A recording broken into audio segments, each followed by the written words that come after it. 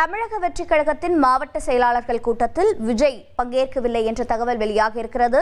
மேலும் விவரங்களை செய்தியாளர் தாயுமானவன் வழங்கி கேட்கலாம். தாயுமானவன் வணக்கம். எதற்காக தமிழக வெற்றிக் கழக செயலாளர்கள் கூட்டத்தில் விஜய் பங்கேற்கவில்லை? என்ன தகவல்?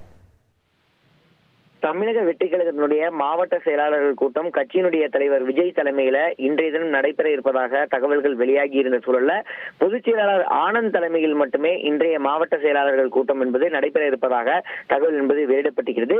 2026 சட்டமன்ற தேர்தலுக்கு தமிழக வெற்றிக் கழகத்தின் சார்பில் பூத் கமிட்டிகள் அமைப்பது தொடர்பாக மாவட்ட செயலாளர்களுடன் இன்றைய தினம் ஆலோசனை நடைபெறும் என அறிவிக்கப்பட்ட நிலையில் பணியூர் கட்சி அலுவலகத்தில் நடைபெற இருக்கக்கூடிய இந்த கூட்டத்தில் கட்சியின் தலைவர் விஜயும் பங்கேற்பதாக முதலில் தகவல் வெளியாகி இருந்தது.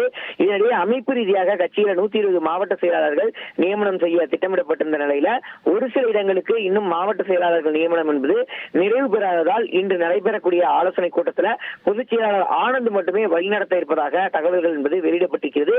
அதன்படி கட்சியில 70,000 பூத் கமிட்டிகள் அமைக்க திட்டமிடப்பட்டிருக்கக்கூடிய நிலையில் ஒவ்வொரு மாவட்ட வாரியாக மாவட்ட செயலாளர்கள் வாக்குச்சாவடிக்கான நிர்வாகிகளை தேர்வு செய்து பட்டியலை தயார் செய்து பொதுச் செயலாளரிடம் இன்று ஒப்படைக்க இருப்பதாக தகவல்கள் என்பது வெளியிடப்பட்டிருக்கிறது.